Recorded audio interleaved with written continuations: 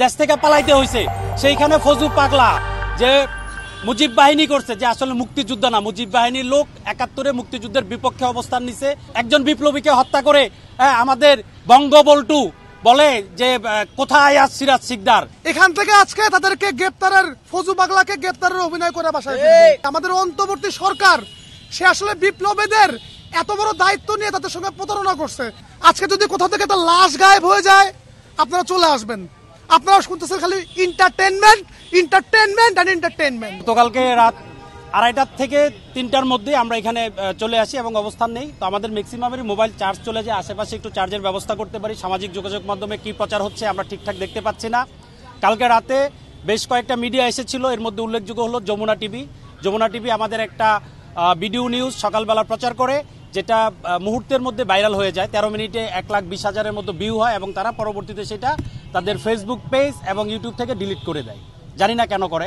যে যমুনাকে ২৪-এ আমরা আমাদের মনে করেছিলাম, আমাদের যমুনা, এবং ২৪-এর বিপ্লবে যমুনার ভূমিকা মনে হয় যে সবচেয়ে ভালো ছিল মিডিয়ার মধ্যে। সেই যমুনা আজকে কেন, কিসের ভয়ে, কিসের চাপে, না ওই চাপ লেগে ডিলিট হয়ে গেছে, না চাপে ডিলিট হয়েছে আমরা জানি না, যমুনা ডিলিট করে দিচ্ছে। আমরা যে যমুনার দিন শেষ, আনোয়ার টিভির বাংলাদেশ আমরা বলতে আজকে বাধ্য হচ্ছি।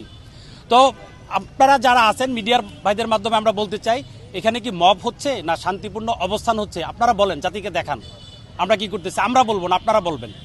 সত্যিটা জাতির সামনে আপনারা তুলে ধরেন। আমার পূর্বে মঈন ভাই যে বিষয়গুলো বলছে সেই বিষয়গুলো তো আছেই। আর ফজলুর রহমান সাহেবকে ২৪ ঘন্টার টাইম দিয়ে কারণ দর্শনের নোটিশ দিয়েছে ওনার দল।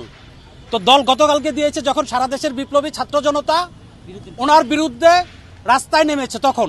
তার আগে কিন্তু উনি কন্টিনিউয়াসলি বলে যাচ্ছে। একবার বলতেছে রাজাকারের বাচ্চারা, ২৪-এর বিপ্লবীদেরকে বলতেছে রাজাকারের বাচ্চা। আরে শেখ হাসিনা, খুনি হাসিনা, ফেসিবাদী হাসিনা, যেখানে রাজাকারের নাতিপুতিরা কোটা পাবে বলার পর তার ১৭ বছরের সেই ফেসিবাদী শাসন টিকায় রাখতে পারে নাই। ১৭ দিন লাগে নাই, ১৭ দিনের লাগে নাই, যে ১৮ জুলাই থেকে ৩৬শে জুলাইয়ের আন্দোলনে তার দল সহ গোষ্ঠী সহ দেশ থেকে পালাইতে হয়েছে। সেইখানে ফজু পাগলা যে মুজিব বাহিনী করছে, যে আসলে মুক্তিযোদ্ধা না, মুজিব বাহিনীর লোক ৭১-এ মুক্তিযুদ্ধের বিপক্ষে অবস্থান নিছে। তারা মুক্তিযোদ্ধাদের বিরুদ্ধে যুদ্ধ করছে। ৭১ পরবর্তী সময় তারাই রক্ষী বাহিনী গঠন করছে। রক্ষী বাহিনীর অত্যাচার সম্পর্কে আপনারা জানেন। ৭৪ সালের দুর্ভিক্ষে যারা খাবার লুট করে ইন্ডিয়ার কাছে বিক্রি করছে। রক্ষী বাহিনী সিরাজ শিকদারের মতো একজন লোক, একজন বিপ্লবীকে হত্যা করে আমাদের বঙ্গবল্টু বলে যে কোথায় আজ সিরাজ শিকদার, আমাদের জাতীয় সংসদে দাঁড়িয়ে। জহির রায়হান যখন ডিক্লেয়ার দিল, আপনাদের প্রেসেরই লোক ছিল, জহির রায়হান যখন ডিক্লেয়ার দিল যে সংবাদ সম্মেলনে, যে সোনাগাজী সেক্টরের যে যোদ্ধাগুলো ছিল, আওয়ামী লীগের যে নেতারা, কলকাতা সোনাগাজী সম্পর্কে আপনাদের জানা আছে, আমি ডিটেলসে না বলি, সেই সোনাগাজী সেক্টরে যারা যুদ্ধ করছে সেই যোদ্ধাদের কুকীর্তি যখন জাতির সামনে তুলে ধরতে চাইছিল, তাকে ভেনিশ করে দেওয়া হয়। সে স্বাধীন বাংলাদেশে প্রথম গুমের শিকার হয়, খুনের শিকার হয়, তাকে আজও পাওয়া যায় নাই। তো সেই বাকশালী প্রাতাত্মারা এখনো অনেকের উপর ভর করে আছে। না, আমাদের পক্ষ থেকে কোনো মামলা করা হয় নাই। সারা দেশে বিপ্লবী ছাত্র জনতা, আমরা না, সারা দেশে অসংখ্য বিপ্লবী ছাত্র জনতা আছে, ২৪-সূত্তর অসংখ্য সংগঠন আছে। আমরা বিপ্লবী ছাত্র জনতা যারা আছে, ২৪-এর বিপ্লবের পক্ষের যত লোক আছে, যত সংগঠন আছে, তাদেরকে অনুরোধ করব আপনারা মামলা করেন, বা রাষ্ট্র মামলা করতে পারে, রাষ্ট্রবাদী হইতে পারে। এই ধরনের সিচুয়েশনে রাষ্ট্র নিজেই ব্যবস্থা নিতে পারে। মামলা আমাদের কেন করতে হবে?